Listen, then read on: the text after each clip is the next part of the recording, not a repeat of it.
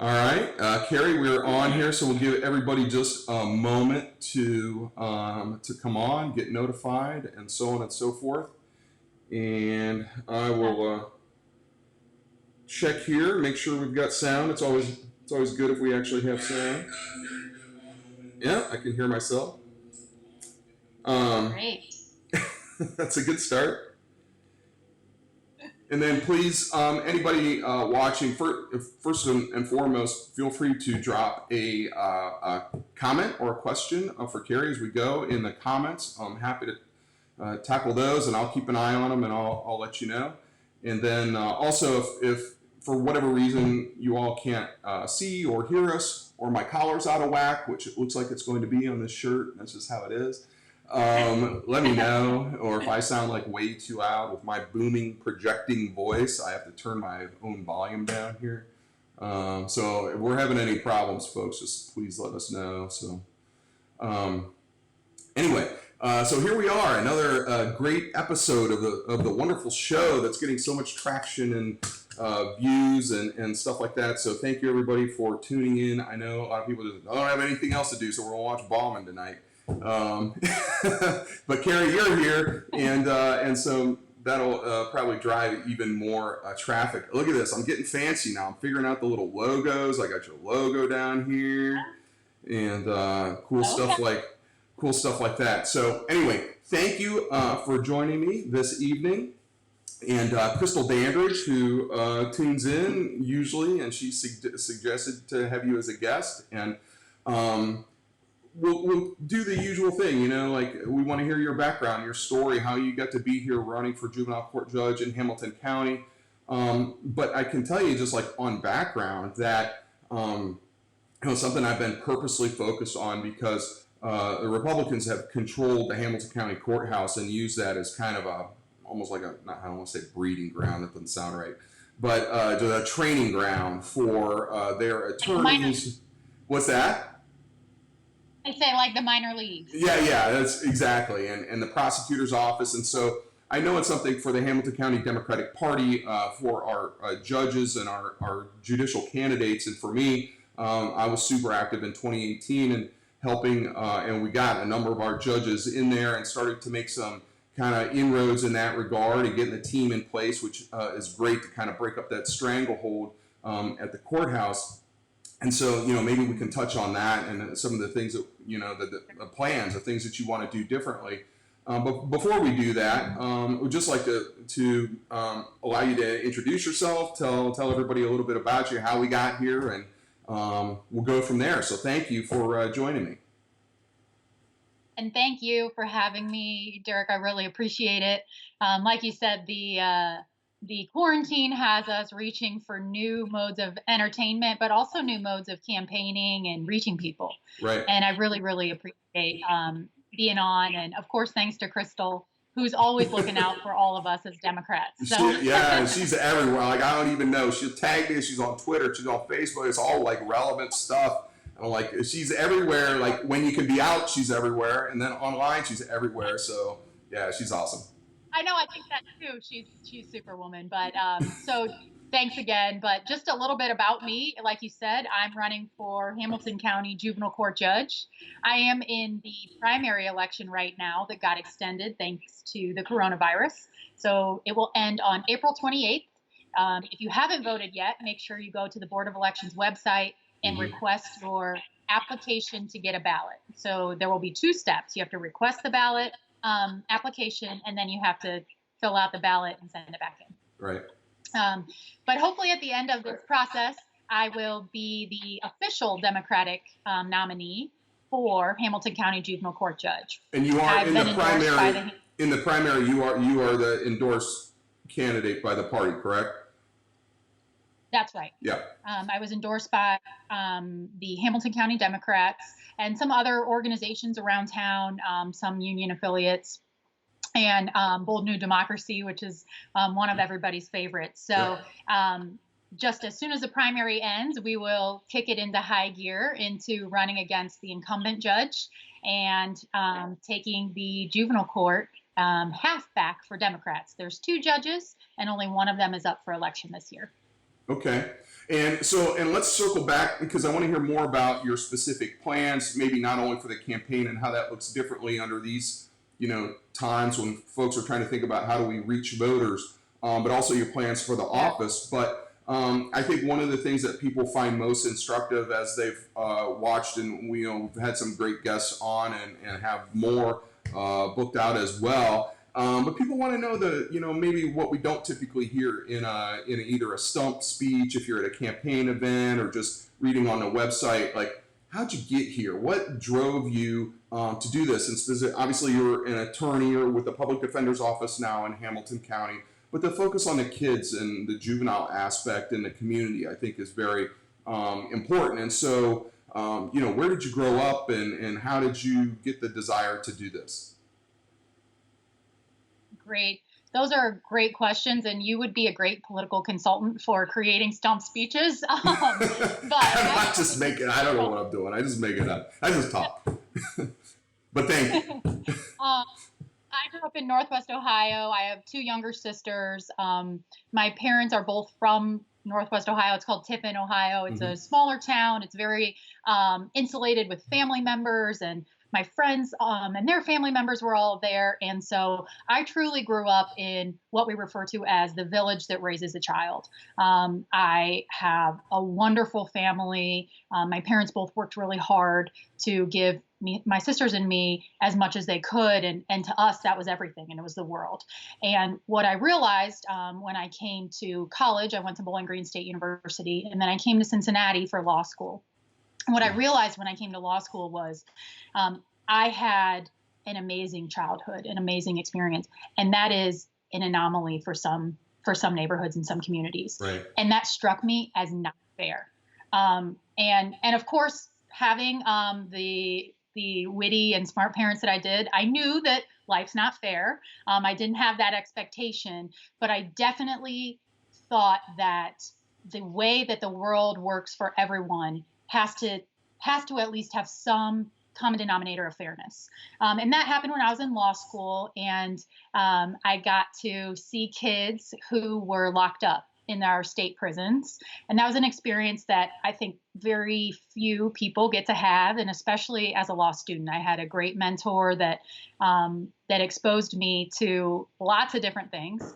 And by going in that state prison and seeing those kids that we were treating as grown-ups and treating as adults, I will never forget the way that that made my heart and my stomach feel. And I feel that way every day when I walk into my job at the public defender's office, and it really makes me feel like I am doing what I am made to do. Right. And that is such a fortunate feeling that I have. And I know that by running for judge and becoming the judge, I will have the ability to have an impact in kind of the greater scale, the wider scale, rather than just one child at a time, one person at a time. It will be one jurisdiction at a time. Right. And so, I think, and for some folks tuning in, maybe don't know my background. I was a police officer for 26 years. So I retired in 2016, most of that time with the Mason Police Department. And, so I've been in many courtrooms in front of juvenile court judges as well. But you see, and I think a lot of us don't necessarily have a full grasp of the impacts in terms of the families, how these kids, the circumstances under which they're growing up that could be very challenging. And so you think about, well, their behavior is such a way, and throw the book at them. A lot of times people think because, maybe they have done some bad things, but there's some background reasons for that. And so, correct me if I'm wrong, but that's one of the things that you're looking to do, maybe a little bit different in juvenile court from adult court, although it's the same, some of the same things, but even to a greater degree to, look at how we can address some of the underlying issues that then behaviorally manifest themselves in a particular way. You're absolutely right, and that comes directly from what I was saying about the broader theme of fairness and equity that we talk about a lot now, and that we strive for as Democrats and as a society. And it's that not every child is born the same. Not every parent is equipped the same way. We know that schools try their very best, but not every school is the same. And that creates all different kinds of circumstances for children. And we know, thanks to really genius scientists, which I happen to believe because I'm not good at science, so I read it and I absorb it, and I am thankful for their guidance. Is that children's brains develop for a long, long time and really rapidly. So as fast as we absorb information as adults and we read and we digest it and we move on, kids' brains are not moving on. They're reading, Right. they're digesting, they're hearing, they're seeing, and they're developing different mannerisms, different skills, or they're not developing in those areas. And we as adults and community members and teachers and lawyers and police officers and just adults that live in our society have the responsibility to make sure that we see the differences in each child and we understand where those differences are coming from. Because certainly we know that, and I would love to talk with you sometime about your stories about kids, but Yeah. we certainly know that there are certain offenses or crimes that children commit more often than adults. For instance, driving a stolen car. Driving a stolen car and being pulled over for driving a stolen car is one of the, I would venture to say, most common felonies that children are put in 2020 here in Hamilton County were arrested for. And adults occasionally are pulled over for driving a stolen car or for being in a car they shouldn't be, but not nearly as often. And when we That's think about interesting. why is that, we know because well, when you think about it a little bit, driving a stolen car is really risky. You don't Mhm. know what's in the car, whose car that is, what the does it work? Does the seatbelts work? What's the end of this encounter going to look like? But children's brains don't think about that at all. Right. They're And very, so being and in a just to interrupt you for a moment, I mean, they're very, short term thinking. This seems like the thing to do at the moment, and they're not connecting any dots whatsoever. That if I do A, then this could have outcomes B, C, D, and E. I mean, it's very impulsive right, behavior. They're just acting at the moment, especially if they haven't had good guidance and leadership in their development, or good parenting, to help them, think through those things, because until you've experienced it, you just don't know. And as you mentioned, their brains aren't fully developed yet. exactly, and not even to the extent that they are, children are being impulsive or making certain decisions that are not more dangerous, but they are living in an area where they are policed at a really high rate, or their supervision is very low. We talk about where I grew up in the country. If there would have been as many police officers there per square mile as there are in an urban Mm-hmm. area, there would have been far more arrests. It's not that the behavior is that different, it's that the circumstances and the communities and the geographic communities where things are happening are very different. No, And and that that's isn't a fair. and that's a and that's a great point, really. And I love talking, to folks. It just doesn't naturally come up in conversation, but these are great points that I think folks don't really appreciate or understand. For me, I grew up in an urban neighborhood in Cleveland, and come full circle living in Over the Rhine for the past decade. But I worked in the suburbs, and so you get firsthand to kind of see those differences. And the reality is, a great example is drug use, where if you live in a rural area, maybe the kids are using drugs, or not only the kids but the adults as well. But for the juveniles, if you're doing that and you're at a camp bonfire and having your party there, and you're out in the woods someplace, you could be doing whatever and nobody ever knows about it. In an urban setting, it's out on the streets. It's in full view of everybody. And like you said, there's even typically more law enforcement per square area, and so Mhm. it's just more visible. And so maybe it's the same, but then the outcomes are different based on these circumstances. That's right. And based on, like you said, just geographic circumstances, which is certainly, that's not a decision that that child is making where to live.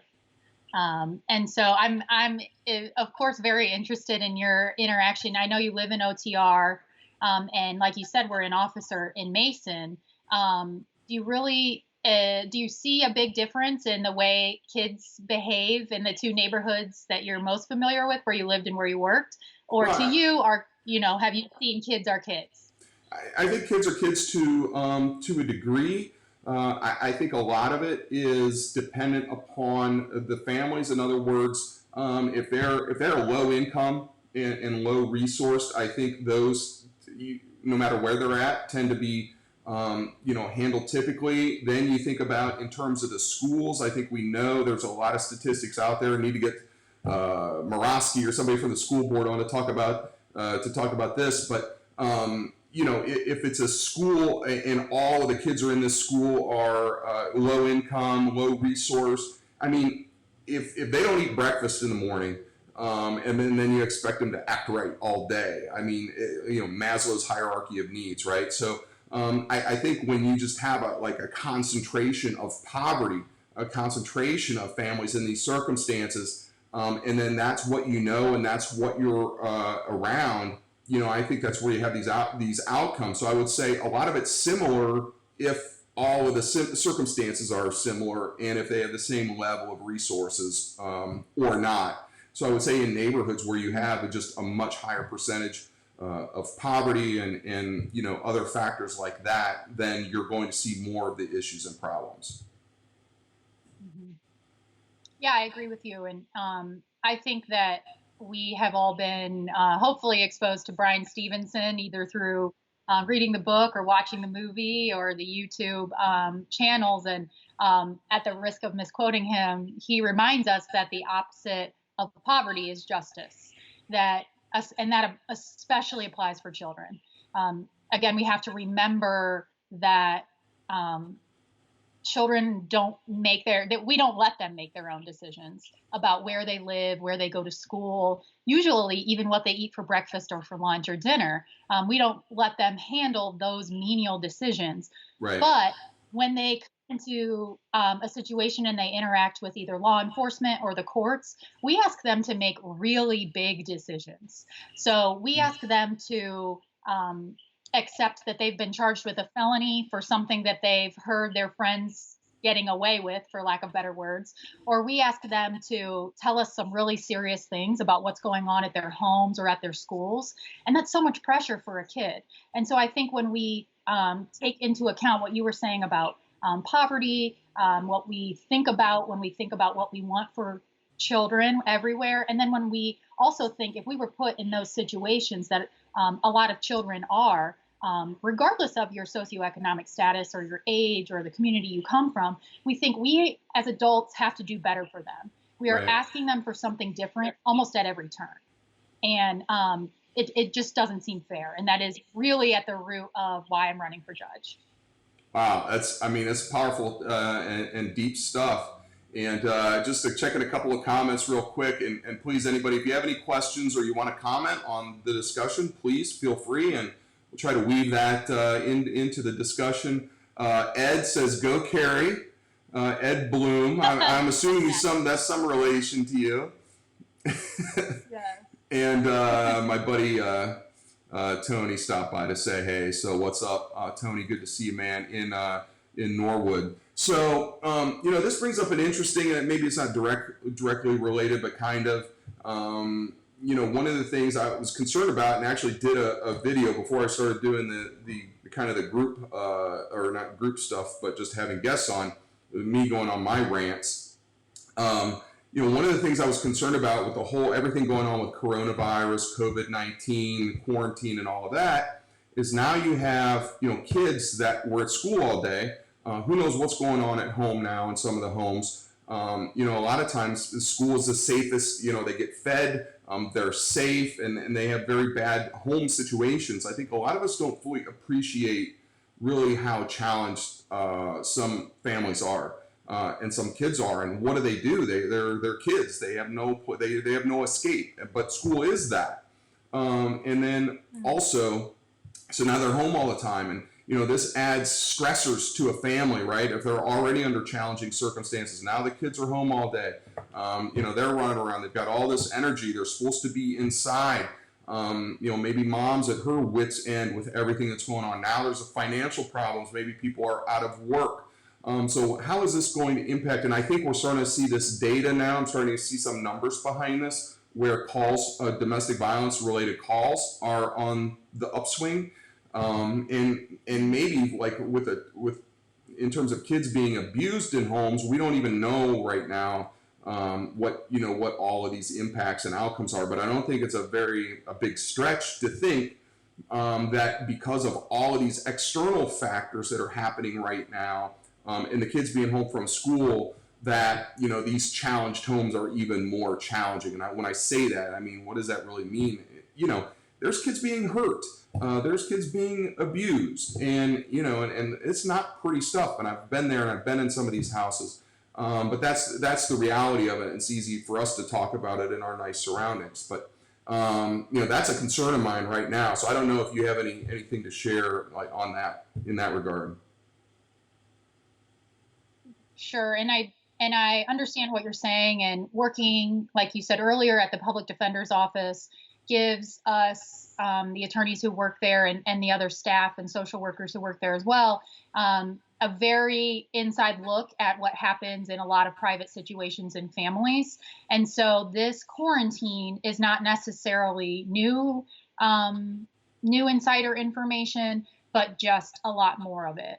And what it tells us is that we, by worrying about children and worrying about, let's say, women or domestic partner abuse, even worrying about those things happening, we are acknowledging that we are failing as society, as a community, as leaders here in Cincinnati, that those opportunities exist, and that there isn't someplace better for people to reach out to. Of course, our schools, Cincinnati Public does a really, really good job of being a place of respite, but also a place of learning and caring and development. We know, though, that we have to do better. We cannot depend on our teachers to also take on the role of social worker for all of their children. And so I understand what you're saying, and there is a spot there are lots of places in my heart for all of the children who are at home and experiencing their new normal, even children living in the most, I would say, wealthy communities, or with the most resources at their disposal, are still experiencing a change in their daily routine. Mm-hmm. They're still experiencing something different than their brain is used to. And that is a challenge for a child. And explaining it, having parents who have to explain it to them, is putting parents in a role that they also probably don't understand. I mean, you and I, we've probably watched all the Netflix that there is, and we've done all the other things that we can do as autonomous people. And throw into that then a smaller autonomous person who needs everything explained to them. It can be very wearing as well. And so I think that in response to your suggestion or commentary on what's going to be the outcome of this as far as public safety, we have to really consider what can we do better to make sure that that isn't directly where our minds go. And that is one role for the juvenile court. I have a lot of ideas, and one of the ideas is to make the juvenile court an umbrella for services. So there was a long time, and my public defender friends will not cheer at this one, but there was a long time when I said you shouldn't get involved with the court system. Keep the court system out of your life. However, for children, they don't make those decisions. And so to me, and my vision for the juvenile court is that it is a place where you can come, you can get signed up for services, you can meet somebody who can teach you how to play the drums, you can find a mentor or a community member, you can come and just ask general questions about enrollment in school, or maybe you're going to college next year and you need help with your financial aid, or maybe you want to decide if you want to go to college next year. And what the juvenile court will be, it will be a hub for information. Of course, it also has to be a place that serves the community, but we want to make sure we add those extra layers, because that would be something that would be serving these families right now. Right, and so as you're talking, I'm just thinking of the different angles to this, and I think one of the things is that, and we've seen it already, and I think it's an approach that Democrats generally approach the criminal justice system a little bit differently, where it's not just lock people up and throw away the key. And so we've seen, even like, for example, from the clerk of courts office, AFTAB has instituted a number of policies that are more towards, helping renters, helping immigrant families, or maybe have language barriers, or maybe they're afraid to seek the help that they need from the criminal justice system because they're not documented.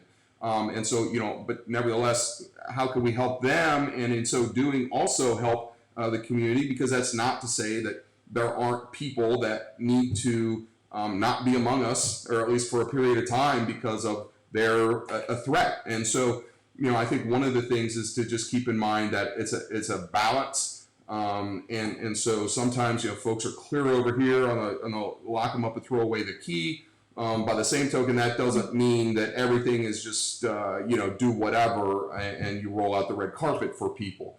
So I think it's a striking that balance of understanding, yes, there need to be consequences for especially for, violent behavior. But on the other hand, how can we address some of these, core fundamental things that lead to this behavior or exacerbate it? Yeah, that's a really good point, and one that I often point out in conversations with people who see, like you said, a more of a people should be locked up for Right, law and public order, safety. tough on crime, Law and tough order, on crime, and all that sounds great right, in sound bites, but what does that really mean? right. What does it mean? And something I often tell them is, I live and work in this world. I am a person who likes to go running by themselves. I have a car. I have a family. I have, a home, and I expect and want safety at all of those times. And I prioritize safety both for me and my family, but also for the community that I care about and I love. And so my work as a public defender is focused on protecting people's rights and making sure that the most fair thing happens and that their rights, their constitutional rights, are protected. Because once theirs go out the window, yours go out the window too, and nobody wants that. So you're right that it is this balance between what truly is a threat to public safety and what is a reaction to someone's social situation or to their behavior that comes out of emotions or feelings or their circumstances that can be righted, that we can go back and that we can help them with, and we can or offer them help, or ask them if they want help, because that is another thing that I think that in the juvenile court we need to focus a little bit more on is buy-in from families, and buy-in and commentary and feedback and suggestions from the families that we're serving. Because telling someone what to do, I mean, I don't know anyone who likes to be just told what to do. Right. Telling someone what to do isn't reform, and it isn't rehabilitation. Getting someone's buy-in, understanding where they're coming from, especially children, is we call it like rehabilitation. We call it restorative justice, and we know that has such a higher success rate than just, like you say, law and order or locking them up. Right. But we definitely do. I don't want to ever lose the idea that we definitely do serve as leaders in the community to make sure that there is safety and that people feel safe and protected here. But I believe we need to redefine necessarily what danger means and Right. what safety is as well. Well, and that's one of the points I try to make in my travels, and where I try to bridge. At times, there are folks that, and I know as a white male looking like a cop, maybe some folks will listen to me that might otherwise not, or tune out on a particular message, and so I feel like I have a role to play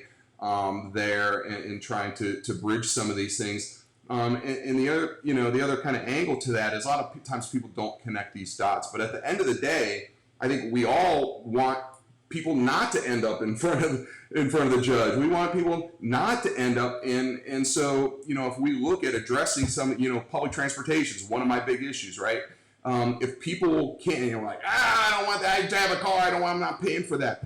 You're going to pay for it somehow or another if people can't get to work. if they can't meet their basic needs by doing this. So we need to provide for these things, or of course that's going to happen. So I had Charmaine McGuffey on running for sheriff as a guest the other day, and we were talking about how various programs that she's instituted in the Hamilton County Jail, and plans that she has to do even more when she's elected. And why are we doing that? You can just warehouse people. Eventually, they're going to get out, right? Unless it's a capital case. Eventually, they're going to get out. So now, have we addressed any of the issues? Have we given them any kind of skills to have them be productive members of society and not come, and not end up back here? And so, while some folks might look at that as, you're being soft on them, or it's this or it's that, at the end of the day, we want them to not be engaging in criminal behavior again, to lower that recidivism rate. And so if the data shows that this is an effective way of doing that, then why wouldn't you do it? And if we can let them out then, and they're not reoffending, then great. And then everybody's happy. And so, let's look at some of these base issues and how the criminal justice system can be involved in that. And it's not just the old school, lock them up and knock their heads together, and that's the end of it. And so I think all these various agencies play a role, and from the courts and from the law enforcement perspective and the other involved agencies. And, how can we do that in a way? But yet, if somebody's, if we're talking, serious felonies, rapes, murders, crimes of violence, felonious assaults and things like that, then yes, those people need to be locked up. And hopefully, while they're there, we can do some things to, ultimately help them. And help all of us in the community at the same time. Absolutely. And I totally agree with that. And I think one of the examples that we have right now is that one of the prisons in Ohio has 1,800 people have tested positive for COVID-19. Mm-hmm. And it's in Marion, that's really close to my hometown. And it's between the offenders who are there, the inmates, as well as the deputies who work there. And of course, the deputies then go home to their families, and we know how awful that can be. Right. But think about that. 1,800 people are in one of our prisons, that the infected people are in one of our prisons. And those are all people who are going to come home. Marion is not a place they're not on death row. They're not, right. These are people who, like you say, are coming home. Most people who go to prison come home. Mm-hmm. Most people. And so what we have to do is we have to consider who we're sending and why we're sending them there. And because now we're asking the governor, like, listen, Governor DeWine, like, for all of this safety for the rest of our state, we need these people released. And it's releasing them early. It's not forgiving them, or we're not asking you to forgive them. We're not asking you to wipe their records. We're not asking you to say we were wrong about sending them. We just need them to come home early, because eventually they will be home with us. And so to me and to other advocates, and like you were saying, we need to take a closer look at what and who are we deeming dangerous.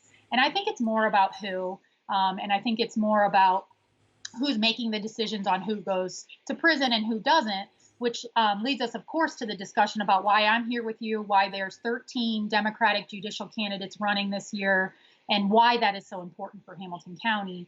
And it's not just about being a Democrat means we don't want to send people to prison. I don't think anyone's ever indicated that or would say that at all. But what it means, at least to me and to my family and my friends, is that we look at people as people. We look at people in front of the judges as an entire life that is there with you, and not just that one decision or that one circumstance that they were in. Mm-hmm. And we decide, how can we make this better?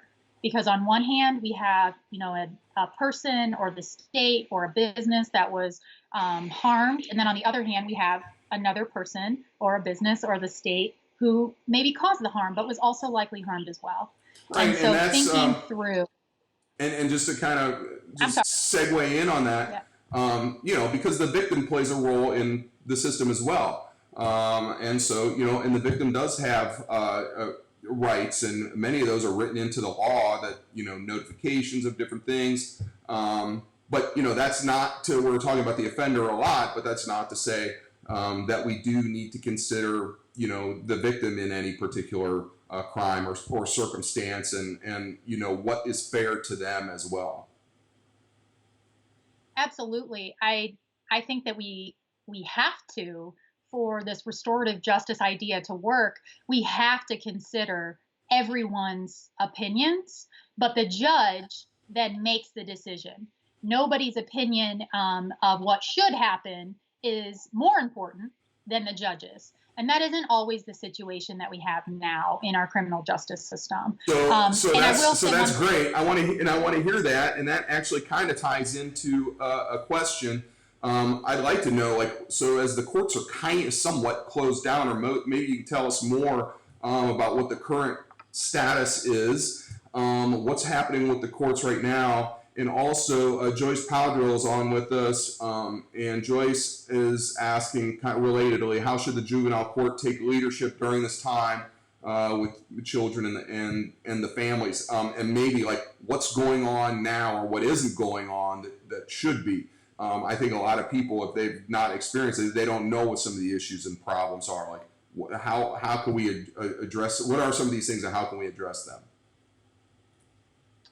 Those are great questions. And first, what's going on in the criminal courts, the adult criminal courts. So if anyone that has a pending case, either against them or that they filed, get in contact with the attorneys who are involved in that case. If it's a public defender, you can call me at my office. I'll help you figure out who that person is, because it changes from day to day about what is happening in the court.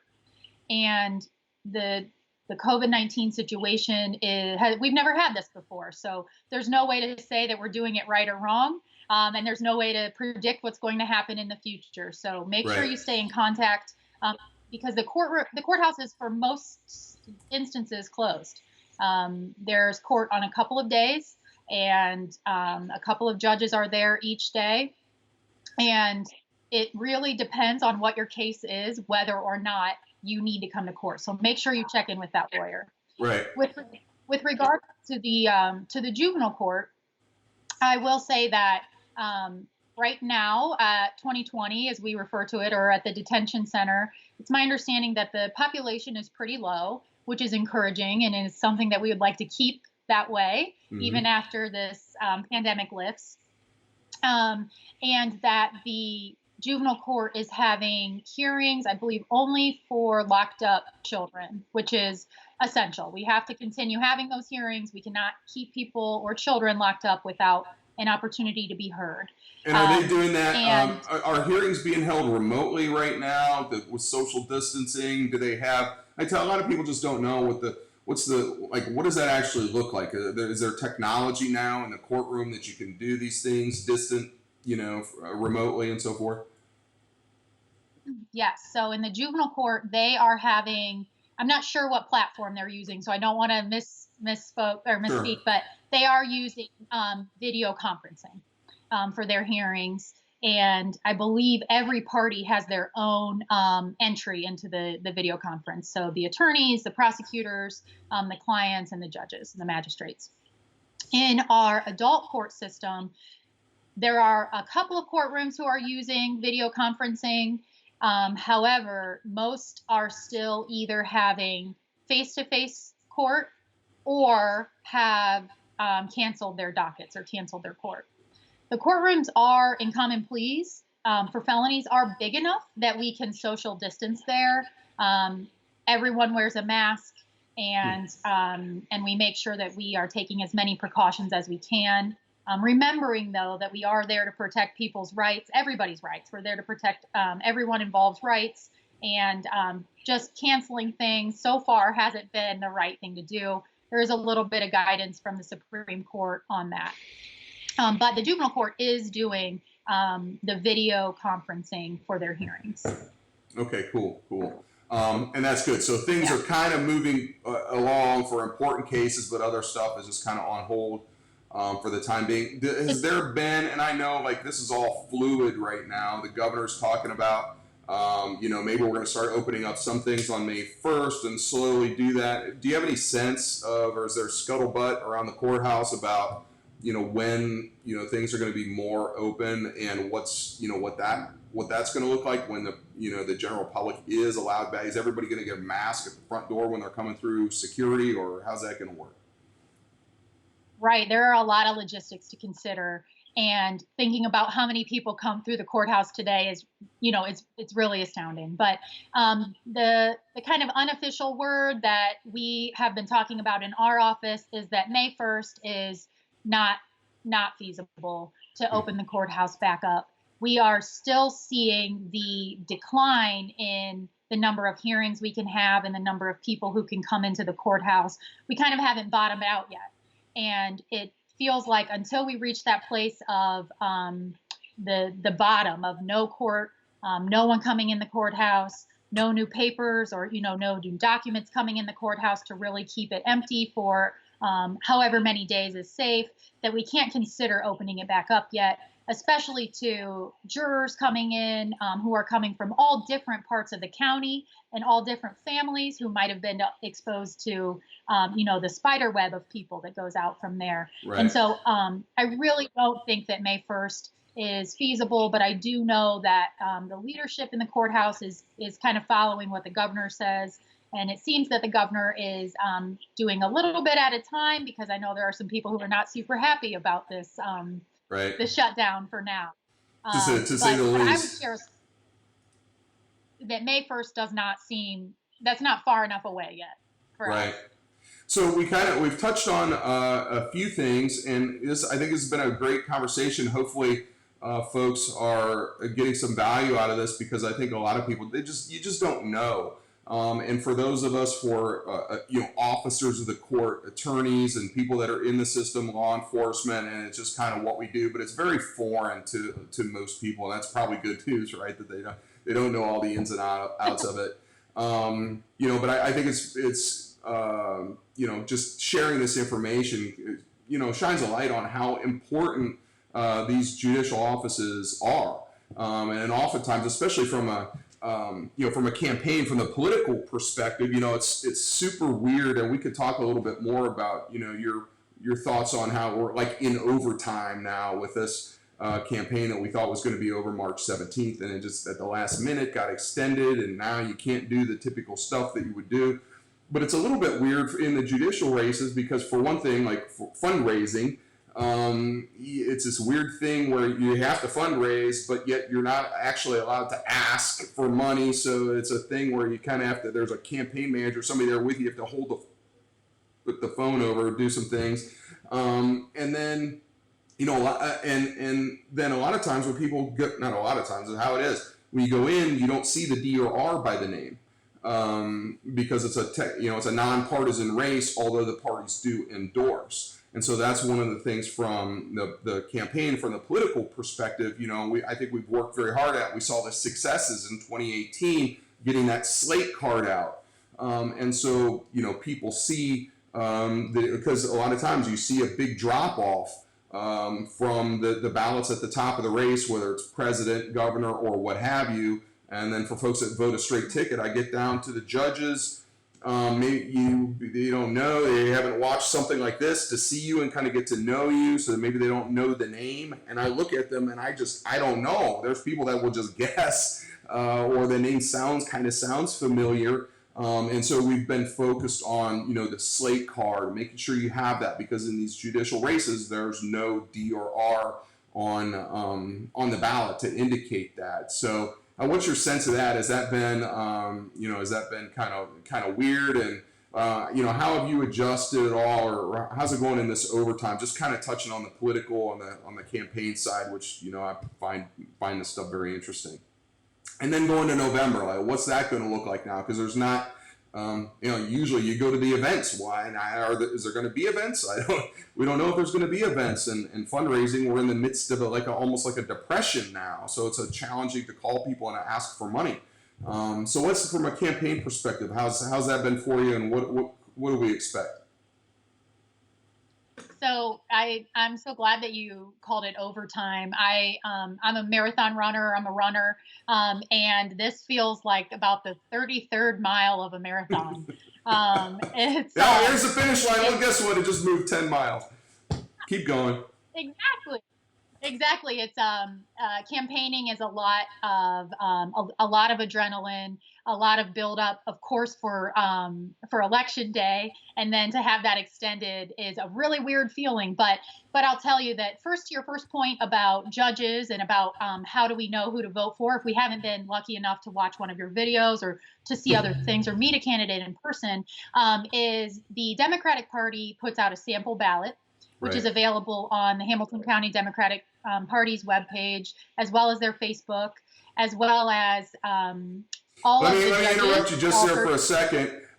Judge Baradon Yeah, just joined us, who had an amazing race in 2018 that he won by a few hundred votes. I think speaks to the power of the slate and focusing on that and the sample ballot. And that was his question: Is there a sample? Is there a sample ballot? If people want to know what that is, where do they go? absolutely. And hi, Judge. So getting that sample ballot and getting that slate card that Judge Baradon was on, it has our faces on it, our names. Sometimes it even has a little bit about us, depending on which one you have. Of course, there are several versions. And this year is a huge year for Democrats, a huge year, and especially for the courthouse. And so those slate cards we've passed out thousands of them so far. The electronic version is on, I know, my Facebook page, my judicial Facebook page, Judge Baradon's Facebook page, Judge Baradon's judicial Facebook page.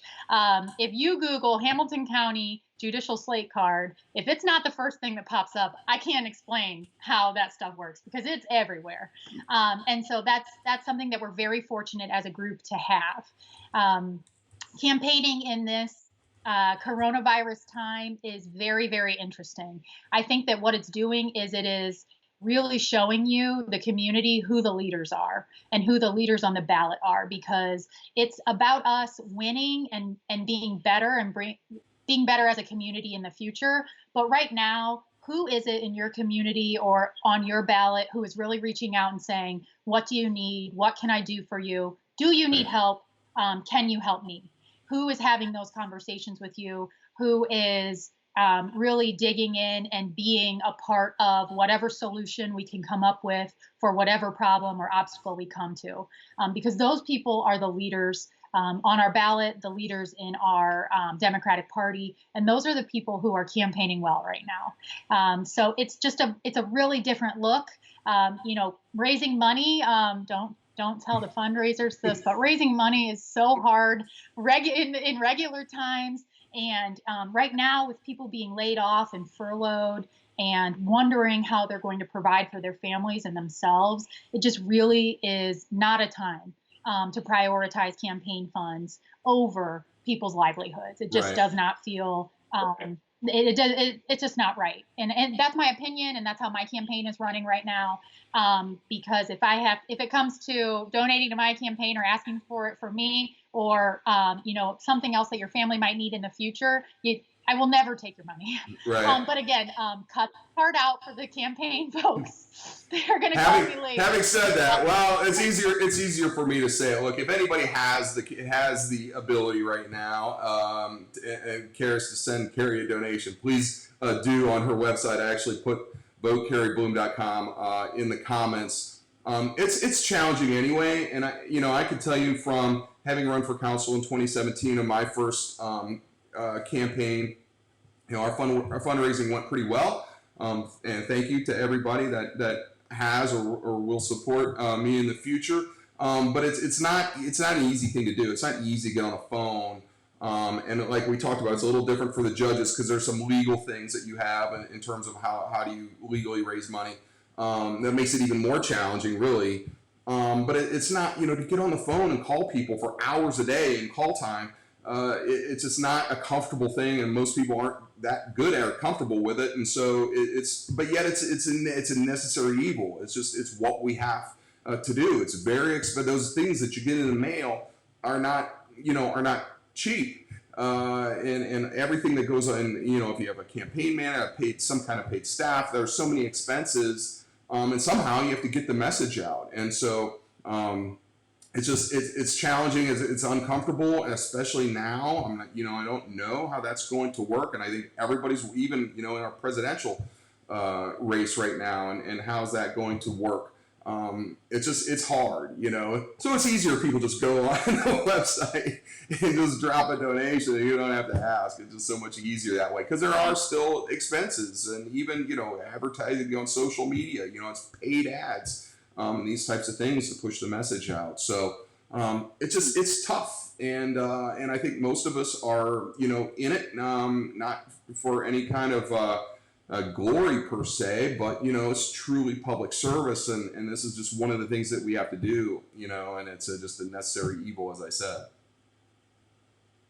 You're right. You're right. And thank you for that. I appreciate the plug. Another thing that I was just thinking about when you were talking, is that it feels so good to be kind of surrounded and in this family of, you know, progressive people and Democrats, or even if you're not in either of those two groups, but you want better for the community, and you want, you know, better for kids. It just really feels like this pandemic has pulled us all closer together. People that I've met through the campaign, which is one of my favorite ways to make friends now, are Hmm. becoming very close friends. People who were close friends before are my family now. And it just, you know, if there has to be a silver lining, which I always try to find one, as a public defender, it keeps me going every day. But it's that, you know, this has brought us hopefully closer together to stay, Right. because we did, you know, it's a divisive time right now. And hopefully we're all extending the group of people that we consider close to us. No, and that's a very, very poignant words. And it's really kind of this, it's this weird dichotomy right now where we're physically separated, but in a certain sense, not only here locally, but really this is a global pandemic, right? And so many people are suffering, really across the globe, and here locally as well. And so, and this is one way I think is valuable to allow people to connect, and we see more use of technology, and I think that'll be maybe one of the changes that comes out of this, right? People are more comfortable with it now. They saw the utility, and so we make these. So we're making these changes. Hey, Crystal actually just stopped by. She says thank you for running, serving the community, volunteering, and you're the best. Good vibes and energy. So that's awesome. Thanks, Crystal. And we have Jake Mail stopping by. Besides donating to the campaign, Jake says, what are some other ways we can get involved? Is there a sample ballot somewhere? Yes. And Jake, as a matter of fact, I'm going to drop the website for the Hamilton County Democratic Party that does have the sample ballot. We'll put that in the comments here when we get done, so that'll be there. But Jake's asking, besides donating, what are there other ways that we can get involved? What else can folks do? Social media. How do we connect with you? How do we find your social media and all those types of things? And then what else can they do? Absolutely. So social media is the easiest way to get involved and get connected right now. Kari Bloom for Judge is the title of, I guess, the name of my Facebook page.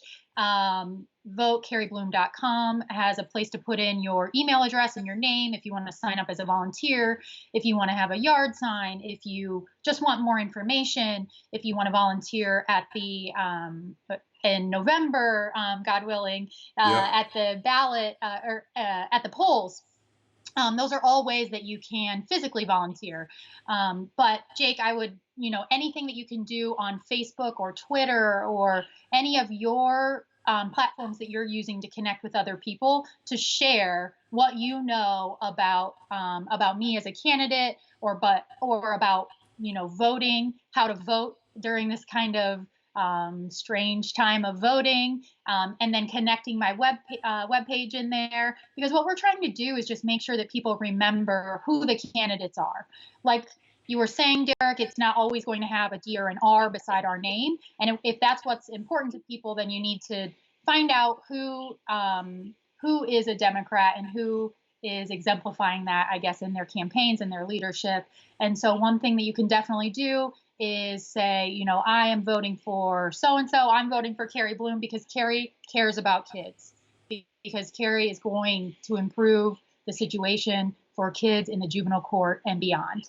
Or Kari, ooh, I or like your that. own That has a ring to it. Kari cares for kids. Oh, I love that. That's that's a new tagline right there. That's good. but sharing it as far out as you can, with people who trust you and trust your opinion, is the new canvassing, is the Mm-hmm. new knocking on doors. Right. Because we, of course, can't do that in person, but we can still reach each other. Right. No, that's great. People could share this video. That would be cool. Yeah, Right. share this and yeah, I think this is a great way because you go on a website or something and we can see people's platforms. It's just the nature of the medium, or even if you get the mail or whatever.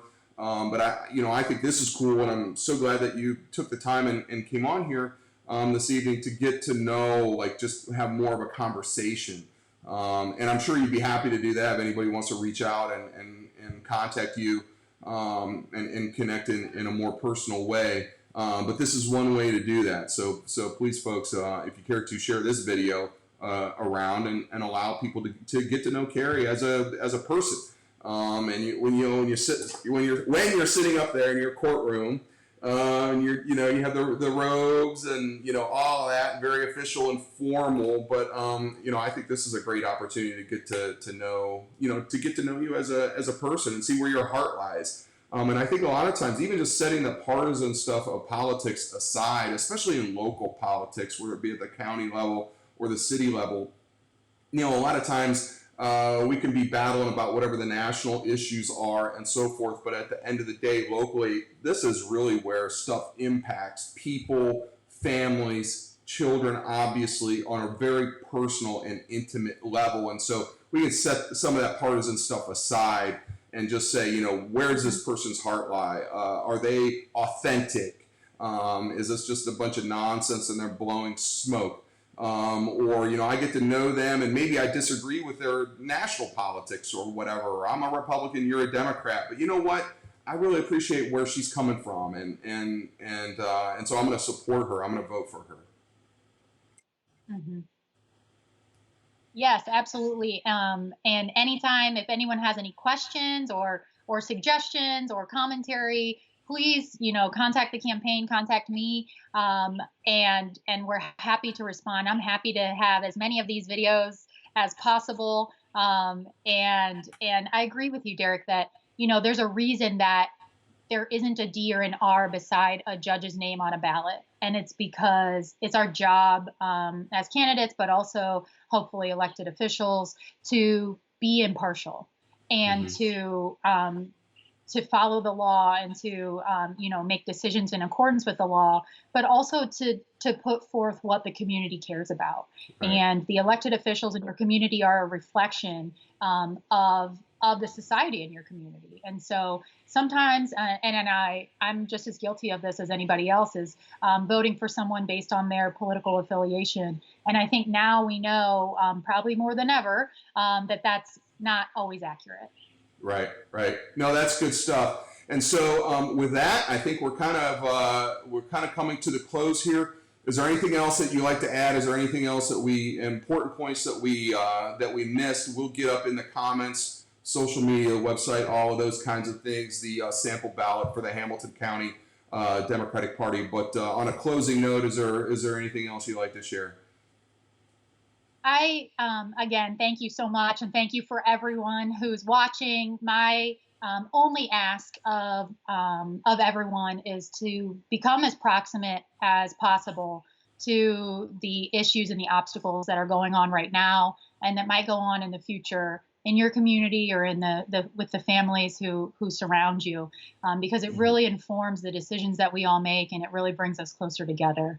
We can read everything we can watch on TV everything we can, but until you have that perspective of the actual feelings of another person, I don't think you can have a holistic idea of what's really happening. So so these videos are great ways to do it too. Take a stroll down the street and see what's happening. or a run. I'm happy to go for a run with you, 6 feet apart, but I'm happy to go for a run. I don't know. I must admit, I'm not a runner. Maybe it's hard breathing through a mask if somebody's there. It cuts down on your oxygen, your O2. But at any rate, those are very powerful words, Kari. So thank you so much. Thank you for taking this time and joining us. And everybody, check out Kari's website if you want to get engaged. There's more info there. Again, I'll drop all these links in the comments. And with that, thank you everybody for joining us. Cincinnati, as always, peace and love. Be kind to one another, and we'll talk soon. Thanks, Kari. Thank you. All right. See you.